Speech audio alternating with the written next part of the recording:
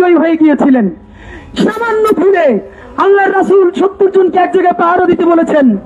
তারা বলেছে না, এখন তো সবাই জিতেই গেছি, আমরা ওখানে যাই।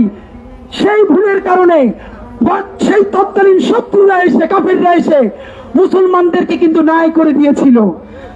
আমরা সেই অবস্থায় আছি। আমরা যুদ্ধের প্রথম ধাপে জিতেছি, চূড়ান্ত ধাপে জিতি নাই। সাপ মেরে সাপের লেজ বাঁচিয়ে রাখা যাবে না।